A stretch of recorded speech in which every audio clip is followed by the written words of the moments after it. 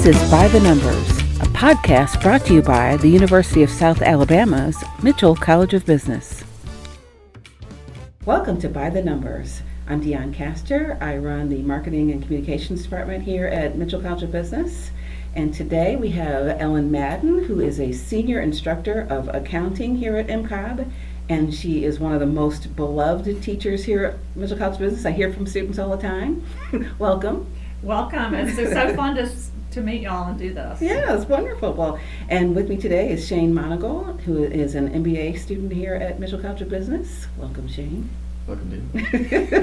And Brylan is out today at an event, so it's just going to be me and you today. Mm-hmm. Okay, right. So I'll let you hand it off. I'll hand it to you. Thank you, Dionne. This is By the Numbers number 12, hosted by me, Shane. And me, Dionne. And we're just going to get into it straight away. So can you share a bit about your background in early life? So where did you grow up? What did your parents do for their careers? And how that kind of get you to pursue a career in accounting eventually? I am a native of Fairhope, one of the few natives. So I was Really? born in Thomas Hospital and went first grade through 12th grade, one of the few in my graduating class who had started and finished. And I'm a first generation college student. Ended up in business because growing up, just driving around Fairhope, I was always interested in why some businesses had been around for years and some were only there for a few years and then they got a business, and just the whole what makes a business tick and what makes it successful. So I went to Birmingham Southern College, which sadly is about to close, but went straight into business, and then after taking accounting, it just really clicked with me. I thought it was easy. And a lot of my peers did not, so I was like, okay, maybe I should make that my niche, and then it just kind of went from there. Yeah, I think if you're good at accounting and enjoy it, you'd better do it, because you're a rare breed. Yeah, I mean, it's you either get it or you don't, and it's, and right. So I went with that, and then after graduation from college, I went to work for Pricewaterhouse in Birmingham, and worked for them for a couple of years, and then went into the corporate world and internal audit for several different big corporations. So spent about 15 years in the audit world. Okay, wow. So you started out in PwC, is it? Yeah. Mm-hmm. So one of the big four. How did you find that kind of as a start as a career? Was it like, you're going to make a lot of connections to being one of the big companies? Is there kind of prestigiousness nearly around being in one of the big four? Yeah, so it was the Big Eight when I was there. Okay. It was the Big Eight, and now we refer Down to to it as four. the Final Four. But Pricewaterhouse had not merged with Cooper's at that time. And so I was with the Birmingham office, but I got loaned out a lot to the New York office. The New York office was very short-handed. So I got handed off to an audit in upstate New York where I was the only American and everybody else was Irish. Really? Wow. Yes. So yeah. Wow. So that was fun, and getting to see the American workplace versus the European workplace, and they thought we were nuts. The Irish guys thought we were nuts for how hard we worked. Really? Yeah, and I got spoiled because that was really my first semester, if you will, in public accounting. So it was that fall and winter, and they were the Irish guys were very much in tune to what your personal what your personal work-life balance was. Oh, yeah. So we had one guy who really liked to come in early, and one guy who liked to come in late, and they allowed that to happen. Okay. They were very open to that. But we always stopped for a lunch, like leave the building, go to a sit-down lunch for an hour and a half at least. Total Those break. days are gone. Yeah, and when I went back, I've never had that. But when I went back and was working with all Americans, it was like you eat at your desk, right? You eat fast, quick, quick. And we have lunch meetings. Yeah, and so it was fun to see that European balance, and when we would always stop for tea at around 4:30. That's about and right. that tea might have been a Coca-Cola and a bag of chips, but it was we're going to stop, a break, have a break, Wow. And and I so, know nothing of this world you and, speak. well, yeah. Oh. So when I came back, to Birmingham, and it was very different. So I always appreciated that. Yeah. But you were referring back to the, the prestige. Having worked at Price Waterhouse has opened a lot of doors for me. And I worked for them for 2 years and 2 weeks, is what I say. And then I went to work for one of my clients from PwC and went into internal audit with one of my clients who I'd worked on the external audit side, and then I went on the internal audit side, and I worked for them for like 7 or 8 years until we moved. So it was a great intro, opened a lot of doors. Can reach out to PwC alums now and say, hey, I'm an alum, and so they'll kind of listen to you when you try and suggest students and things like that. Well, I like that you also, and your students say this, you come with all this real world experience, so you know what it is you're teaching them externally. Right. That's very helpful. Especially in the audit class. Yeah. And you go, okay, here's what the textbook says. Yes. Okay, here's what you do in real life. So we're going to throw it out the window. You need to know it, but we're going to throw it out the window. Well, I've talked to many students who say that you are the reason that they chose accounting as their careers. It's very humbling. It's amazing. So that's hats off to you. It's very humbling. You didn't throw them off the path. That's excellent. Yeah. So it's, when you see a student that,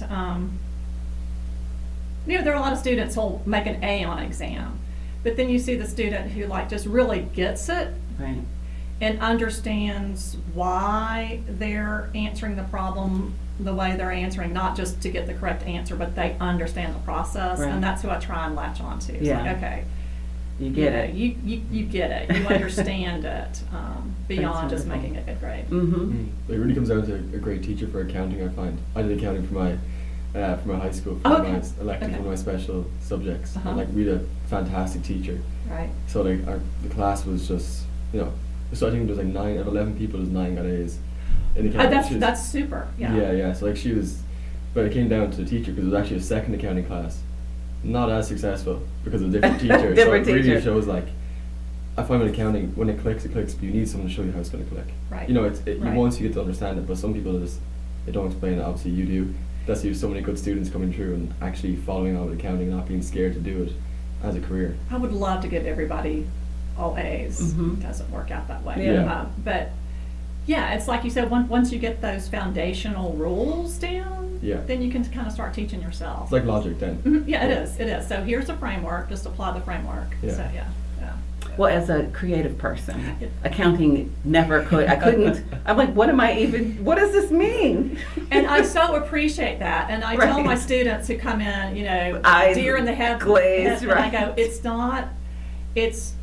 it's not a reflection of intelligence at all. Right. I mean, thank God we're not all wired. We're not all the same. Thank God. Yes. Thank God we have people like Dionne, because I would starve to death if I had to do what you do. Exactly. It takes all kinds. But I made it through my accounting classes in my MBA course, but it was tough. Yeah. I was clinging to other people to go, what is this? What am I doing? Debits, credits, I don't get it. Well, when I get in the creative space, sometimes I'm like, right. I need a rule to follow. Exactly. Give me a rule, I can follow it. That's the opposite. I need not the rules. It's like just make my own thing. Exactly. So. Were there any specific memorable experiences you had working for Price Waterhouse that really stood out?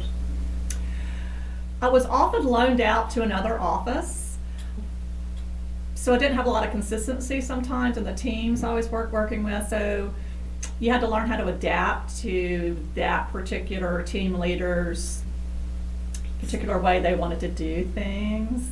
I realized I'm not very fast at accounting. And for those of you who don't know, when you're in the public accounting sector, you have a time budget, and you bill out your time to the client, and you're giving a time budget like you've been assigned 8 hours to do this particular task. And I would always blow the time budget because, it would take me 16 hours. And so it was a struggle for me to meet those time budgets. So it was nice when I got into internal audit, I had the time to go and explore a particular question or explore a particular project or path, and I didn't have that in public.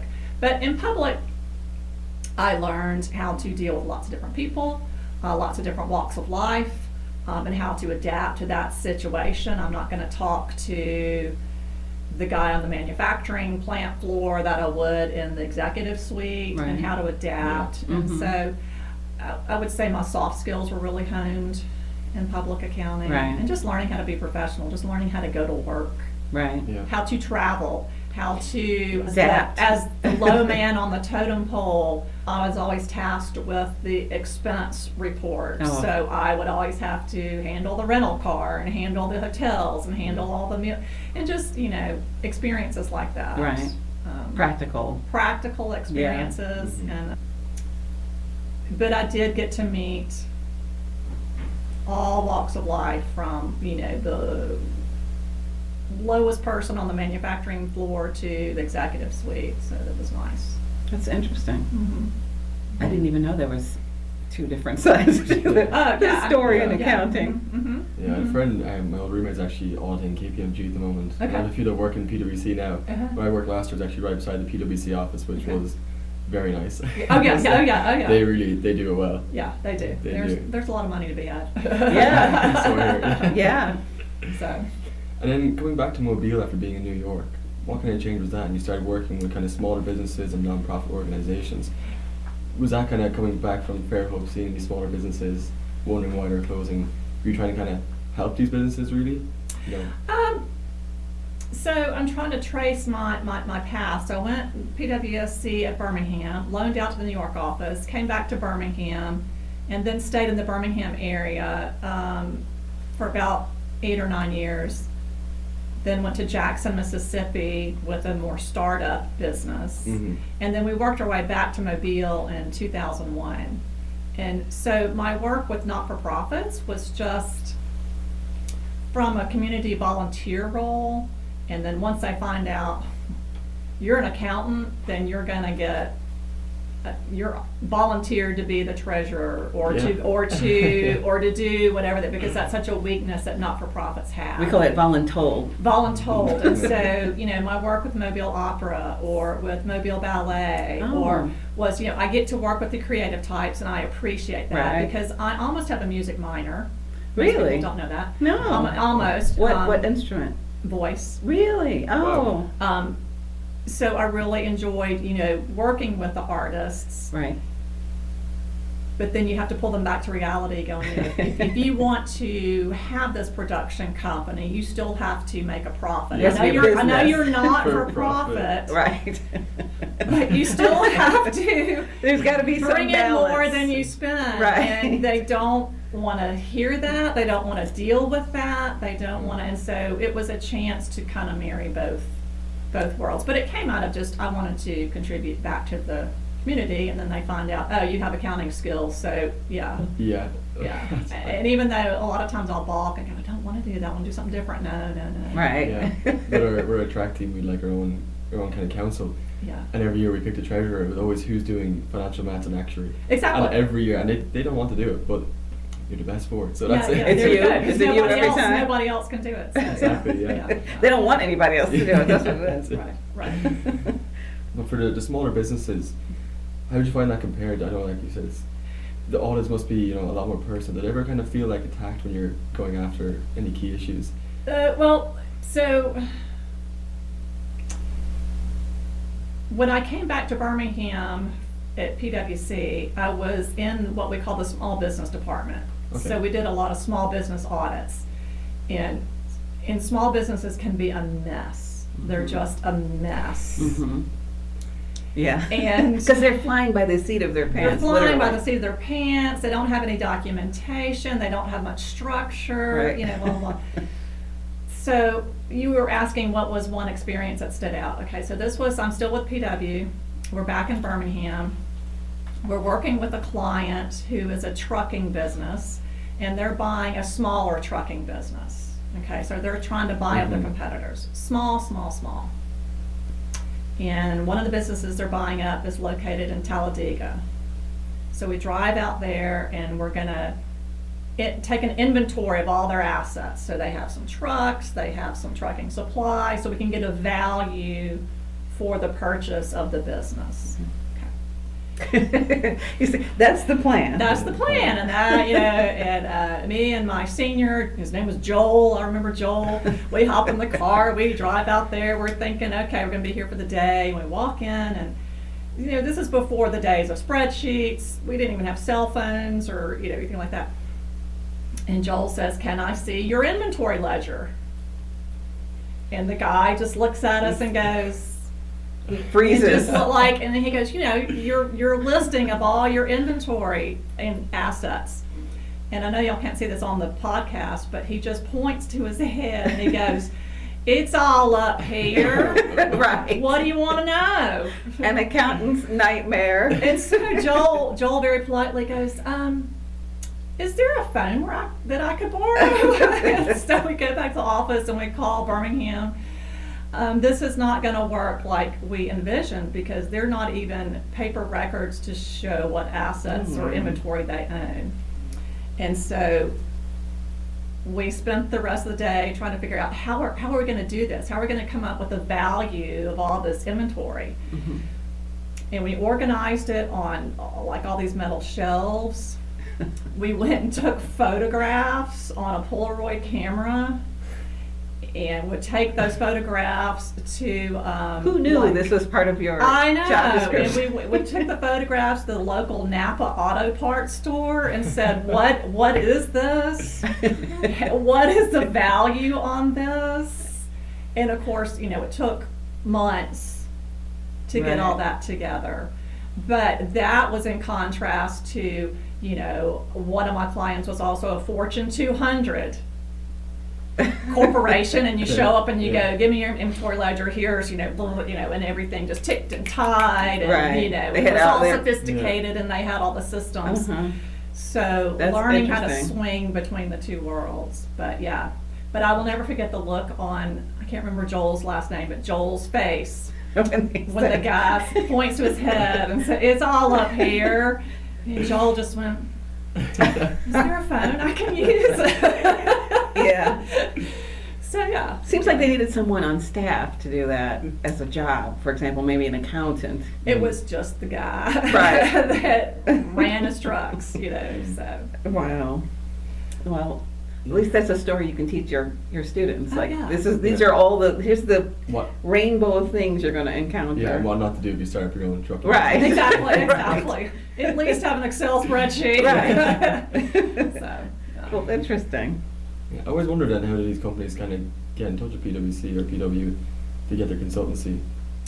I guess because at that time the department I was in was called Small Business Services, and they were really reaching out to be consultants for those small businesses. So it was a concerted effort. Because some people, that's really what they wanted to get their hands dirty, and other people wanted to do the more white glove, high corporate stuff. Right. So it really was a concerted effort by Pricewaterhouse to reach out, and it was more. Consultant accounting services, because some of these places you had to build their records from scratch. Right. So before QuickBooks, I imagine was born. Yeah. I would imagine that guy still wouldn't do. No, QuickBooks. people probably wouldn't. It would still be. It might. Yeah. He kept it on a napkin and some Post-it notes. Exactly. Pencils a bit smudged and exactly. Tears. Yeah. Exactly. And then you also have involvement with Camp Cassim. Is that how you pronounce it? Camp Cassim or Chasm? Oh, I did some work with Camp Chasm on their advisory board. I have since rolled off of that. But that was another place I got involved. And again, you're accounting, do the accounting stuff. Right. But I haven't been as active with them in a while. But I did do. But that's a camp for children whose parents have cancer. Oh my! And so thinking about, they're living in a different. I didn't know there was such a thing. We have there clubs all around the U.S. and South Alabama has a club, and they put on a camp each summer, and it's totally run by students. It's very impressive what they do. They raise all the money, they put on the camp, but it's for those kids who are living with parents who have been diagnosed with cancer, and just the toll that puts on them, and it puts them in with peers who are experiencing the same thing. I did not know that existed. But That's a great thing. The chapter here is very impressive, and they're very active. Interesting. Oh yeah, so you're very big into community involvement. Yeah. Yeah, and a lot of that you just get involved with because that's what your kids are doing. So Yeah. Monagle ballet, okay. Well, you know, I had a daughter doing ballet, Right. so you get dragged in there. And they always need an accountant. And It just so happens to exactly, work out yeah. that It's like, way. "Shh, don't tell them what mommy does for a living." Right. Yeah. Professional juggler. Yeah. It is funny. I was with my daughter on an official visit when she Mhm. was visiting a college, and a group of students had taken us out for lunch. And you know, when I was the only adult, and there was a bunch of college students, and they were trying to tell her what life was like, you know, as a college student. And then they were all, you know, going back and forth about their professors and and I shot a look over at my daughter and said, "Don't you dare Right. tell me what I do for a living." And she was like, "I'm just Zip. gonna sit and listen." Zip it. Yeah, yeah. So you love being a professor, I take it. I do. It's the best of both worlds. As a professor, I'm kind of my own boss in a Mhm. way. So it's like, here, go teach this course. You're like- However you want to teach it is fine. Go Right. for it. You know, we have some guidelines. You need to, you know, some academic guidelines or college guidelines. But other than that, however you want to do it, you do it. Okay. So I really appreciate that aspect of it. I appreciate, I got into it because my kids were young and were in school, and I needed some flexibility. And Right. so I teach 3 days a week or 2 days a week, and I was always done by 2 or 3 in the Mhm. afternoon. So Mhm. it gave me a lot of flexibility. Yeah. I didn't teach in the summers and stuff Right. like that. But I love that aspect that I really am my own boss Right. within some general parameters, and I can kind of do whatever I want to. Well, you do it well. Well, thank you. Mhm. It's always ever growing. It's Yeah. ever growing, Mhm. you know. And I get a lot of suggestions from my students. I really read the end of semester evaluations, and especially. And kids, they don't understand that you're actually reading these. It's not Oh, like just yeah. something to get out of, Yeah, so you can and- get your report card. Yeah. Right, you know, and I kind of glance over, you know, the grading scale, but I zero in on is when they give specific suggestions or specific comments. Mhm. And I've made direct changes in my classroom based on student suggestions. Well, And give so, me an example.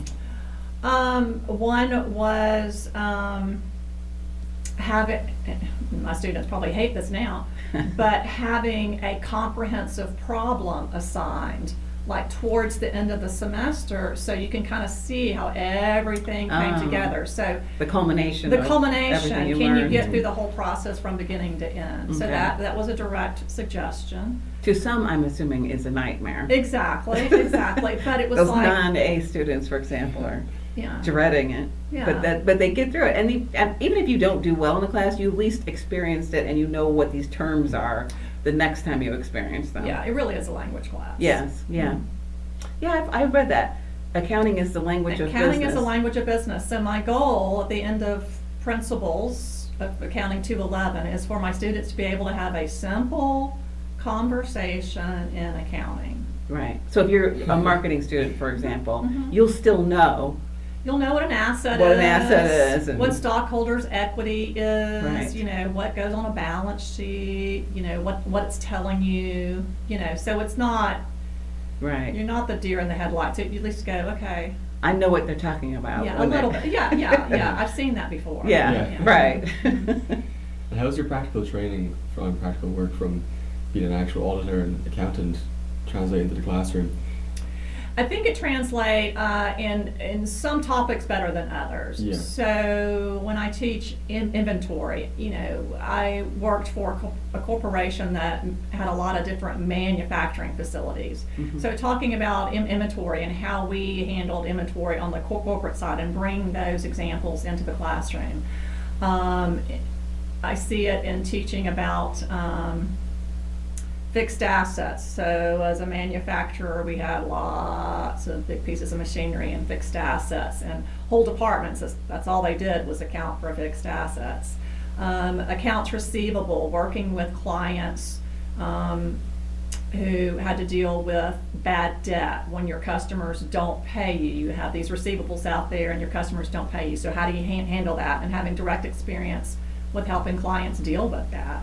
And so I try and bring that into the classroom as much as possible. Also, on the chapter on internal controls and fraud, in my internal audit job, I did a lot of fraud work. And it ended up the last several years, that's almost all we did. And so bringing those internal controls into the classroom, giving examples of fraud, and then I also worked for,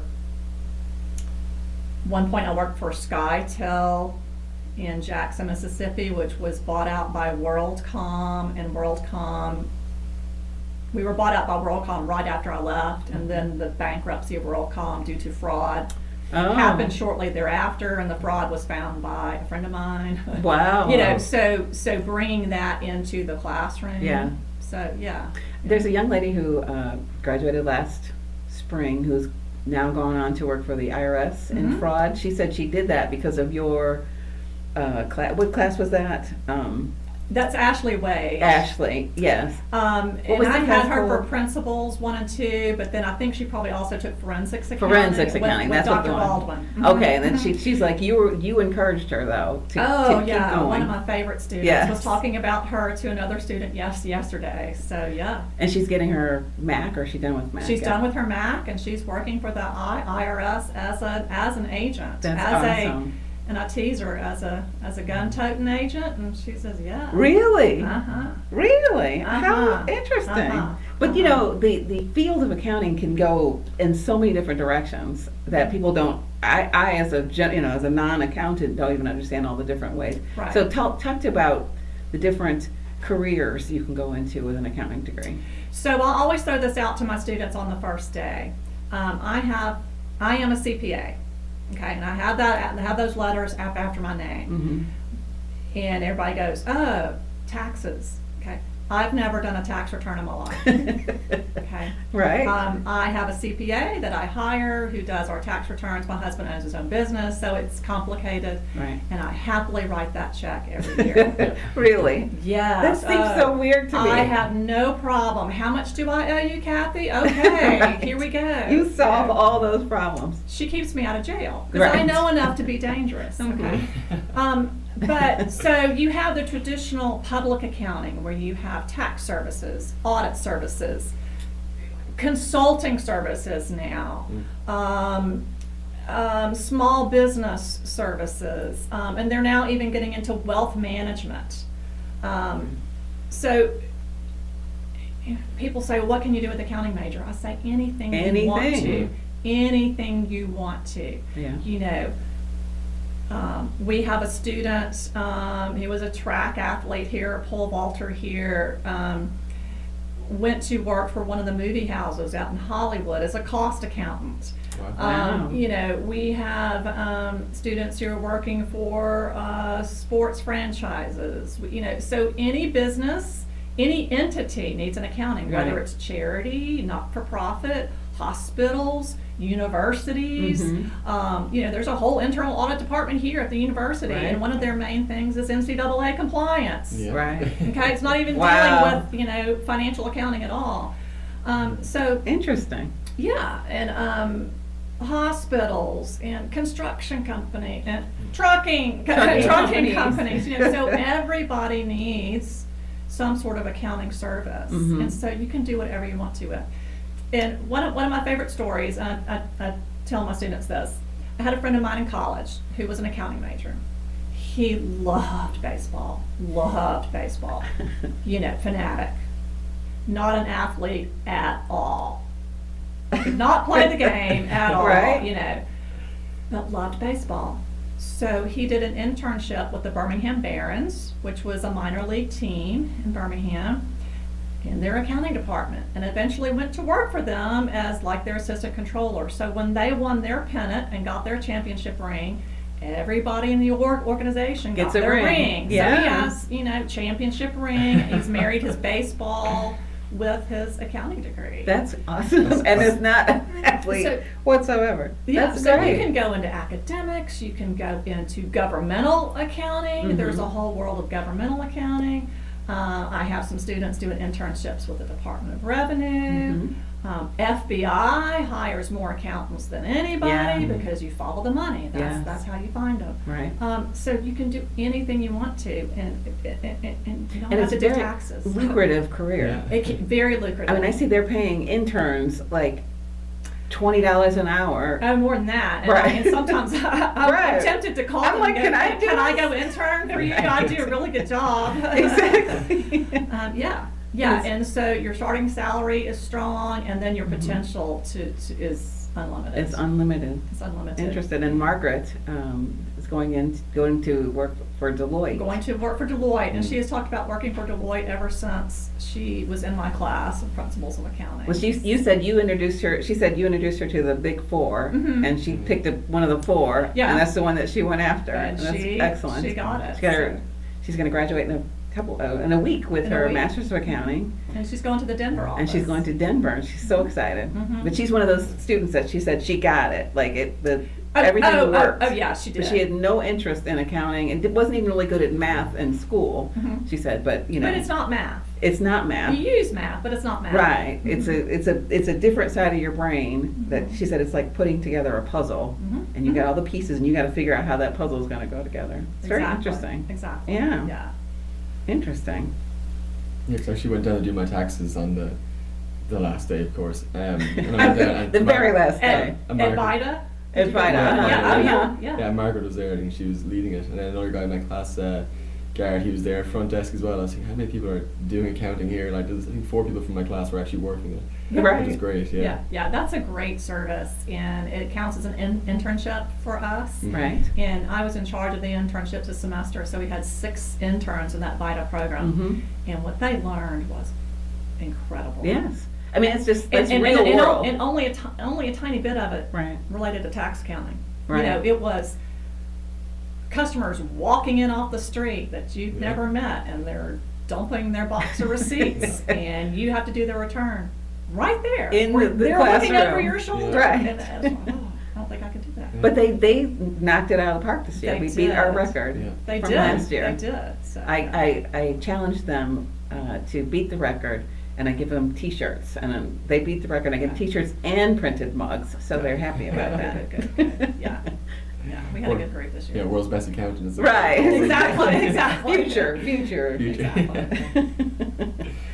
And you've been named Instructor of the Year at Mitchell College of Business 4 times now, isn't it? I don't know. That's yeah. MVP. Could you tell us something about your teaching philosophy and kind of how you engage with the students? What makes you different as a lecturer and a professor?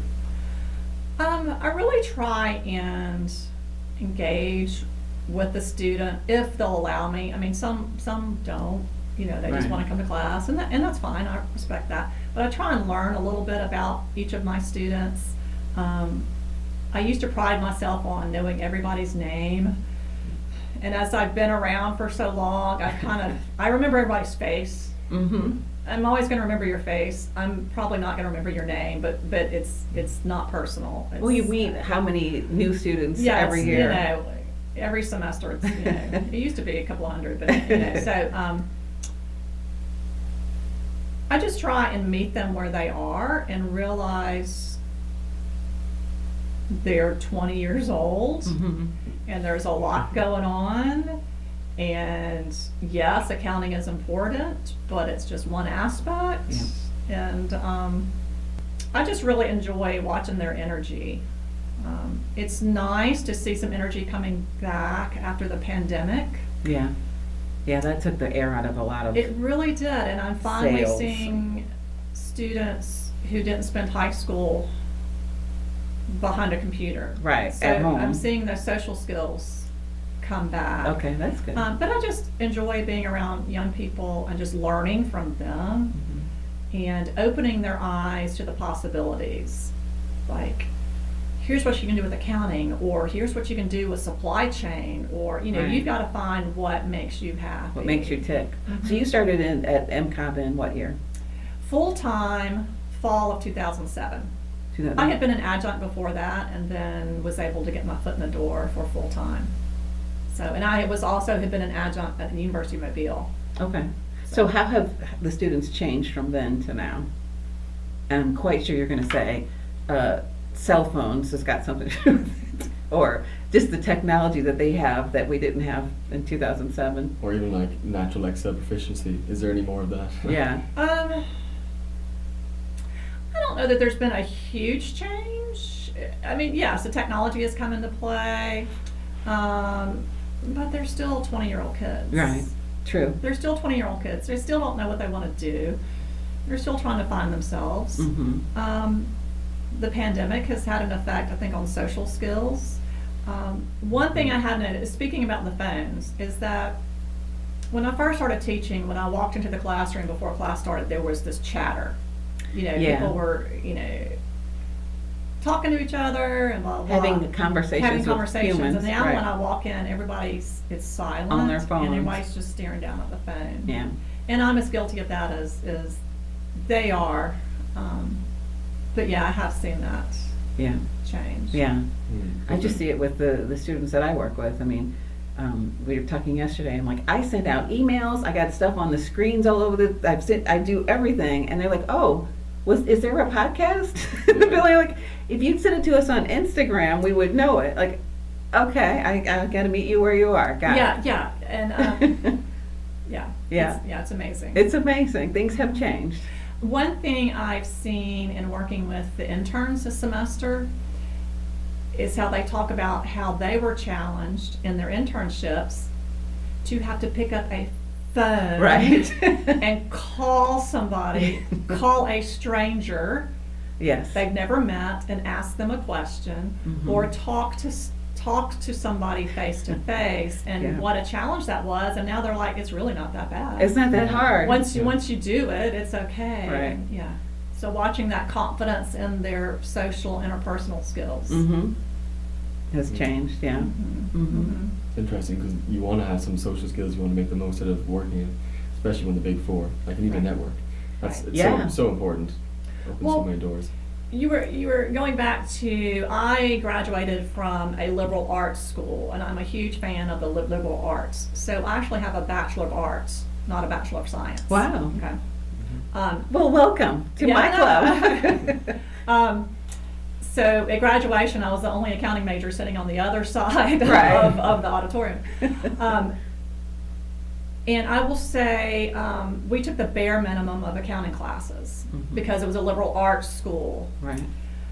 So when I went to work at Price Waterhouse, I was very good at writing, very good at communicating, very good at interacting with my clients.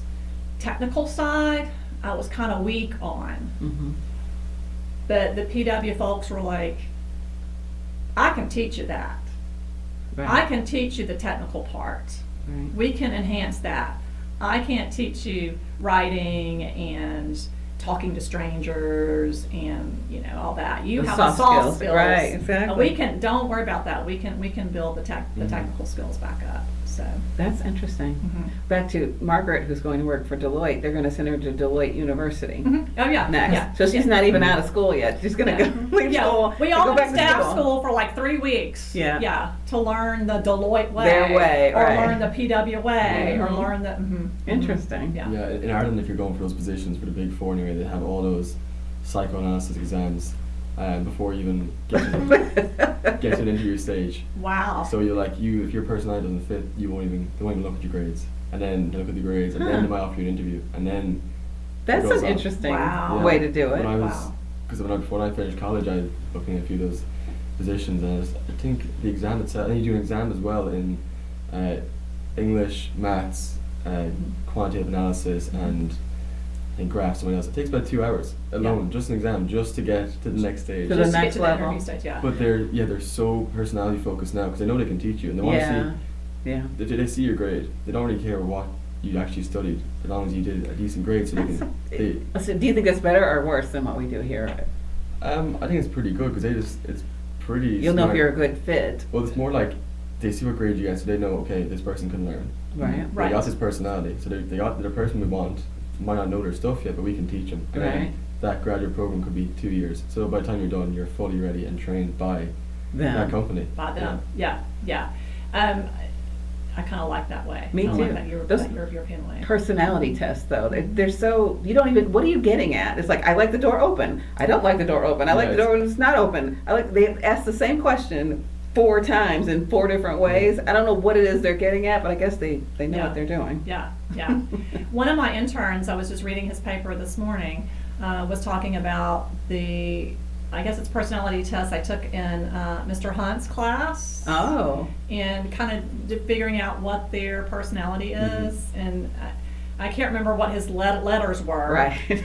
E, F, N, J or something. But he was maybe a D and an I, I don't remember. But it meant I like detail and I like accuracy and I don't want to get things wrong. Well, he would be a perfect accountant. Well, he is. He's an accounting major. Yeah. Perfect. And so he goes, that has played out perfectly. That worked out perfectly. Personality. So, yeah. Interesting. Yeah.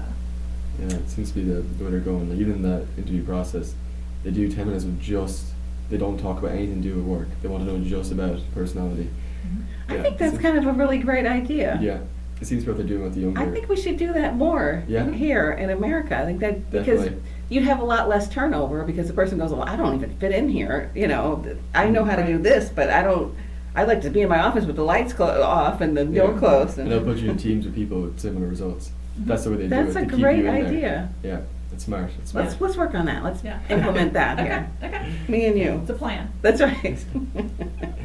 And then outside of academia, you're big into sailing and reading, isn't it? Did you get into sailing, growing up in Fairhope across the bay? I grew up in Fairhope, and I tell people I grew up at Fairhope Yacht Club. Yeah. Where you could have found me.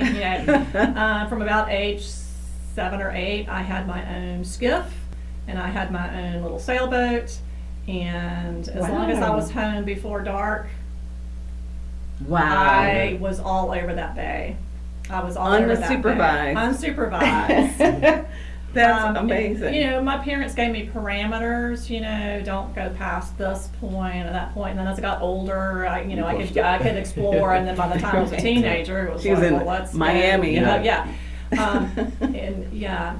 probably good. My parents don't know some of the things we did. But I grew up on the water and grew up with competitive sailing. Okay.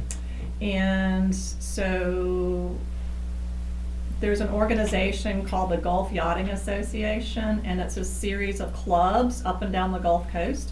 And there's a regatta just about every weekend. Mm-hmm. And so we would go represent our club in the regatta. And so a bunch of ragtag teenagers, running up and down the coast and competitive sailing.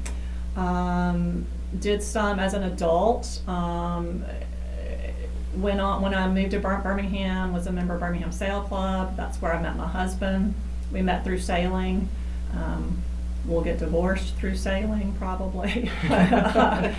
But any hobby turns into a and so it's just a lifestyle. I love being on the water. I've gotten really picky as I'm older about the conditions I'll go out in. Right. It's too smarter. Hot. It's too windy. It's too because I've done it so much. I'm getting pickier. But it's really a lifestyle. We have a sailboat. We have a motorboat. We have a kayak. Now kayaking. That's my. I love to just get out on the water in my kayak alone. I love it. Yes. Yeah. So yeah. Interesting. Like in Ireland, everyone lives by the sea. Right. Because it's on an you island. can't help it. Right. But I live so beautiful over there. Yeah, I'm like a 2-minute walk from the beach, pretty close by the kayak. There's nothing better going out on a calm day, and it's just out in the sea. It's just now. Would it so be raining though while you're out? The one day a year it wouldn't rain, so we go out. Exactly. Yeah. What are your 2 favorite days of the year? Christmas and summer was the joke my Irish friends told me. But yeah, just the solitude. And then it kind of puts everything in perspective. You realize, I am so small. Yeah. I'm really not very important at all in the scheme of things. And just getting that perspective. Just getting off out of the land and in your own gravity on the water is interesting. And your daughter is a water baby, I hear. Two Yes. daughters? No, I have a son and a daughter. Son and So both were competitive swimmers collegiately, and then Paige has continued on as a professional swimmer. Just But- got that sporting gift from you. Yes. I don't know. You don't I have to mean, be I humble. didn't do organized sports other than sailing. I did sailing. Yeah. Okay. But you don't have to be particularly athletic in sailing. It's more strategy and skill. Right. Okay. Knowing what you're But doing. I was always a good, growing up in Fairhope, we didn't have swim team. Yeah. I had never been to a swim meet until my son was 5 or 6 years old, and we moved to Mobile, and we joined a summer league swim club because that's what all the neighborhood Yeah. kids did. Mhm. And you're not going to sit around and play video games all summer, Right. And so, who knew? Went from there. But your daughter But I went am to a the- very strong swimmer. I always have been a strong swimmer, and Right. Yeah. growing up on the water. Well, you have to be, right. Yeah, and Because sometimes that boat doesn't stay up. Oh on- yeah, and on sometimes you its- turn it over on purpose. Right, Yeah, exactly. But that was one of the reasons we were big boaters, big sailors, and we wanted our kids to be strong swimmers. And so we did this the swim team thing, and you're going to learn proper technique, and then be part of a team, and have something to do, and then it took a life of its own. And so my children like to sail, but they just want to sit. Yeah. Right. So- They don't want to operate They all don't the want to, yeah, and stuff. so yeah, Yeah. I believe Paige is a silver medalist from the Tokyo Olympics. she is. What That's was- amazing. Yeah, that's incredible. That's so cool. What was that feeling like? Were you there or were you watching on TV? We had to, because of the pandemic, we were not allowed to go. Okay. Oh. So we had to watch from our living room. And I get very nervous when I'm watching her, so I want to be by myself.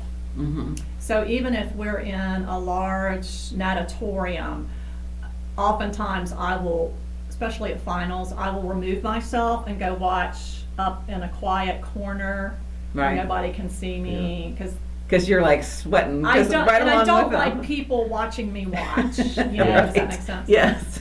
So when It's like we- exercising. Yeah. I don't like people watching me exercise. Exactly. Yes. Yes. Yeah. So we watched in our living room, just me and my husband, on the big screen TV. There was a watch party going on at Spring Hill Swim Club, which is her neighborhood club. Yeah. Our neighbors had watch parties. We could hear the watch parties, and we went to the start of the watch parties. But when it came time for her event, we drove You had back to go home. Right. and sat in our living room, and and then the neighborhood exploded after. Right. Everybody went crazy. But she won. She won a silver medal. She won That's silver medal. amazing. Mhm. That And is- she was a finalist also in the 400 free.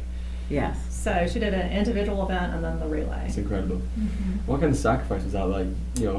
Driving them around to all the meets, all the practices, because it's early mornings for swims, double days.